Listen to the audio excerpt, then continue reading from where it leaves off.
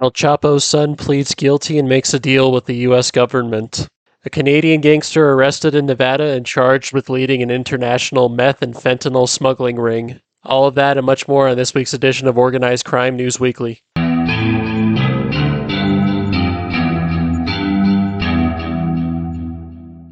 Welcome back to Organized Crime News Weekly. This is the weekly show where we discuss the goings-on in the global criminal underworld. Before I start, I just want to remind everyone to please like, share, and subscribe so we can help grow this channel. Last Friday, Ovidio Guzman Lopez, son of Joaquin El Chapo Guzman, pleaded guilty to charges in a federal courtroom in Chicago that included conspiracy to traffic in drugs such as fentanyl, cocaine, meth, heroin, and marijuana, as well as engaging in a continuing criminal enterprise. This comes after much speculation since his capture in 2023 that he would plead guilty in order to reduce his sentence, as well as potentially cooperate with U.S. authorities. Ovidio was captured in January 2023 in Culiacan, Sinaloa, and was extradited to the United States in September of that year. This came after he was captured back in October of 2019 by the Mexican National Guard, but he was then released after hundreds of Sinaloa cartel gunmen descended on Culiacan, engaging in gun battles with soldiers, setting fire to vehicles, and kidnapping and holding a group of soldiers hostage, ultimately pressuring the National Guard to release Ovidio, and this event since then has been dubbed the Culiacanazo. Ovidio was one of four of El Chapo's sons, dubbed Los Chapitos, who took over his faction of the Sinaloa cartel after El Chapo's capture and extradition to the United States in 2017. Ovidio is said to be particularly responsible for the Sinaloa cartel's expansion into the fentanyl trade, as he was responsible for the coordination of the precursor chemicals of fentanyl from China, as well as setting up and operating the fentanyl labs controlled by the cartel. A year after Ovidio's recapture, in July 2024, his brother Joaquin Guzman Lopez orchestrated the kidnapping of Sinaloa cartel co-founder and their father El Chapo's old business partner, Ismael El Mayo Zambada, who was flown into the United States against his will, along with Joaquin, who surrendered. Joaquin is said to have orchestrated the capture of El Mayo along with his own surrender, in part as a bargaining chip in order for Ovidio to receive a lighter sentence. It's unknown right now if Ovidio will actually cooperate with the United States government as far as providing information on his old collaborators in the Sinaloa cartel, including potentially his own brothers. He was most assuredly going to be convicted of these charges, as the federal government has a conviction success rate of somewhere around 99%, and he would have looked at facing possibly the rest of his life in prison. Regardless of him making this deal, he's still probably going to face a very lengthy prison sentence.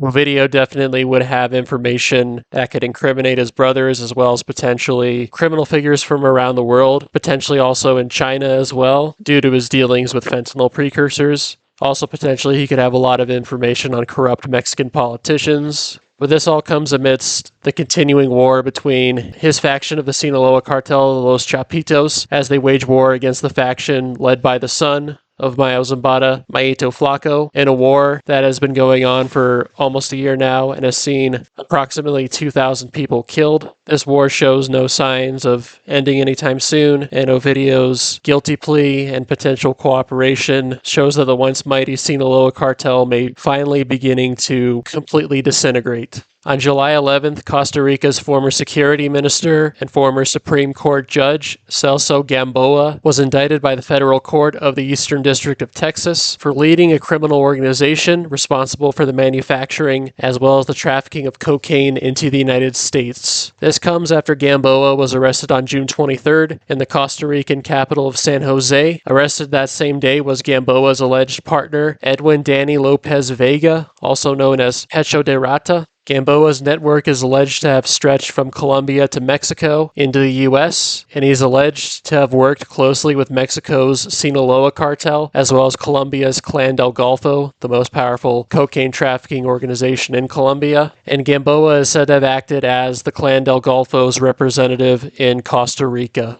A lawyer by trade, Gamboa was appointed Costa Rica's Minister of Security in 2011, and a couple of years later was additionally appointed as Costa Rica's Director of Intelligence and National Security. He served as a Supreme Court justice in the country from 2016 to 2018, but was removed from this position for corruption allegations as part of what is known as the Semitazo scandal that targeted political corruption throughout Costa Rica. Since 2017, he is said to have worked with Clan del Golfo to traffic cocaine from Venezuela and Colombia into Costa Rica. The cocaine would then be stored and redistributed to Honduras, Guatemala, and Mexico before eventually reaching the United States. Gamboa is said to have received $500,000 per shipment. In 2020, Gamboa became the president of the Costa Rican football club Limon FC, a position which he held until 2021. During that time, Gamboa and his partner Lopez Vega are alleged to have used the club to launder their drug proceeds.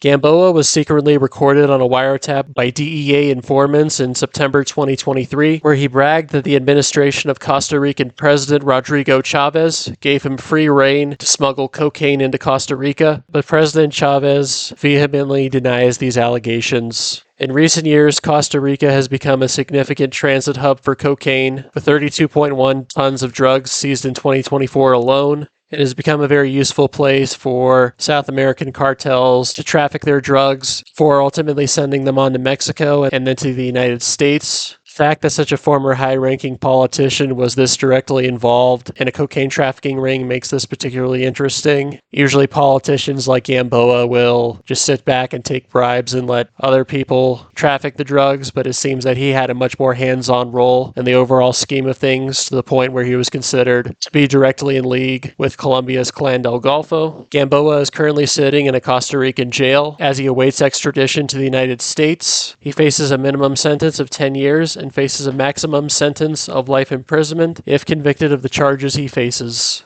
On the afternoon of July 16th, a Serbian man was shot and killed in the center of Barcelona, Spain, after a gunman approached him from behind and fired 10 rounds with an automatic weapon. The Serbian was hit 3 times in the head and back. Once police arrived on the scene, they combed through the dead man's possessions and discovered various false documents with fake identities. The identity of the man was soon revealed by the Serbian media to be that of Filip Nezevic, a hitman for the Kovac clan. The Kovac clan is a powerful cocaine trafficking organization based out of the Montenegrin town of Kotor. Along with the Scagliari clan, it was once part of one criminal organization working to traffic cocaine into Europe. But in 2014, the Kovac and Scagliari clans split up after the theft of a cocaine shipment in Spain. And since 2014, over 60 people have been killed across Europe in this war between the two clans. The Kovac clan is said to have come out better in this war, as they are said to have strong ties to the Serbian government, while the Scagliari clan has not only been decimated by numerous murders of its members, but the arrests of all of its top leaders, in contrast to the Kovac clan.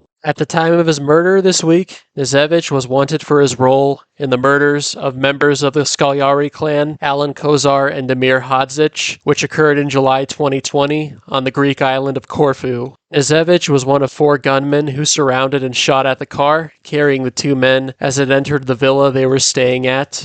The 4 gunmen had entered Greece illegally and for several days had been monitoring the activities of the 2 men. Throughout the surveillance of the targets, Nezevic posted selfies of himself through the Sky ECC encryption app, which would prove his involvement in the double murder. And since then, the Sky ECC app has been hacked into by European government agencies, and that is how these photos and his role in this double murder ultimately came to light. Nezevic claimed through the app that he was paid 200,000 euros, or $231,295 for the murder. This murder contract is said to have been given to him by Veljko Belivuc. Veljko Belivuc, as well as being the leader of one of the largest football ultra groups in Serbia, is a prominent member of the Kovac clan.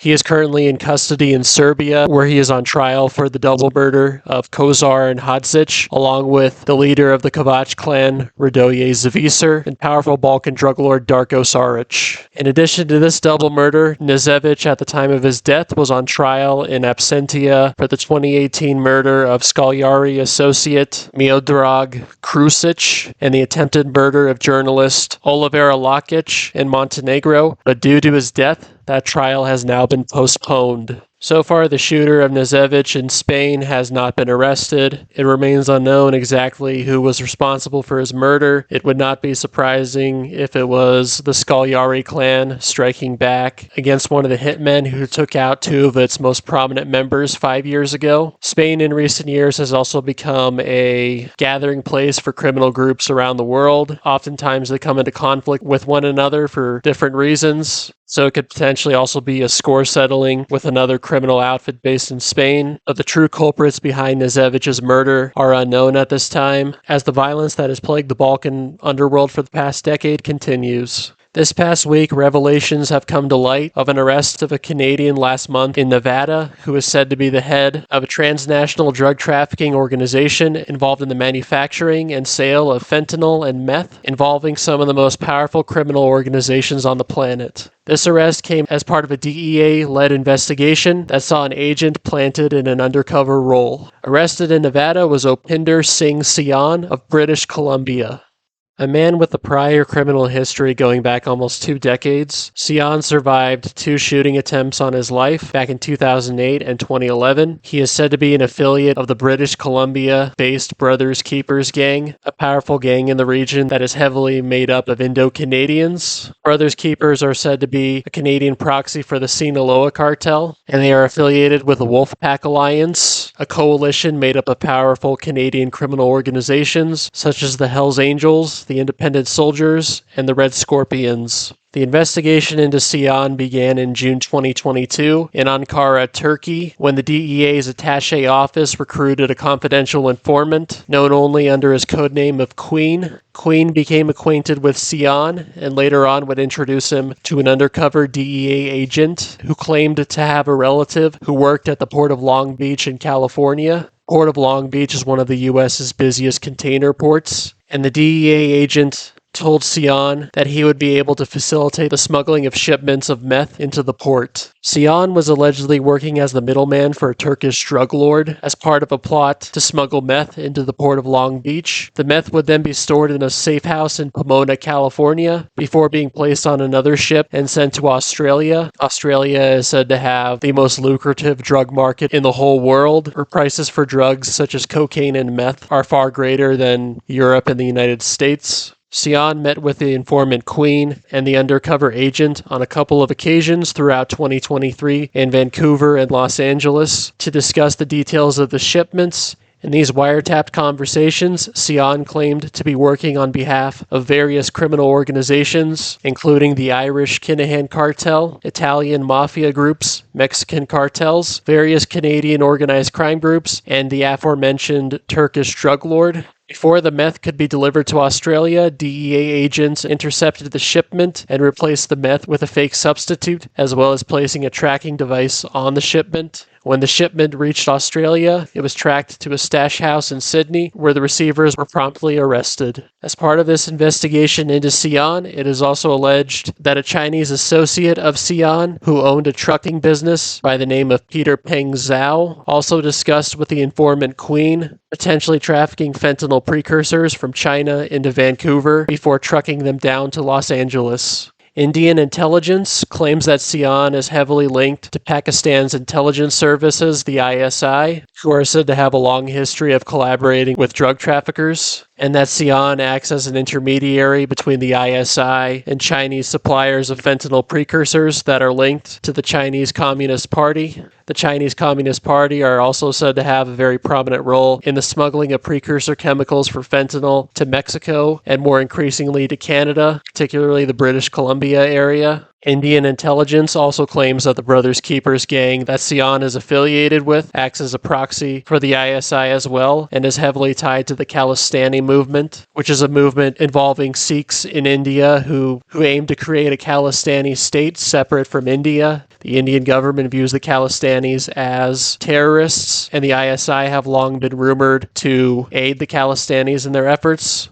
Sian remains incarcerated in Nevada as of now, and he is next scheduled to appear in a U.S. courtroom on July 21st. He has been charged by the United States District Court of the Central District of California and is expected to be extradited to California soon. But going back to the Indian intelligence reports of Sian working with the ISI and the Khalistanis, the Indian government is obviously going to paint the ISI and the Khalistanis in as bad of a light as possible, considering their history. The Indian government is also alleged to have worked with underworld figures to assassinate Khalistani figures, including in Canada.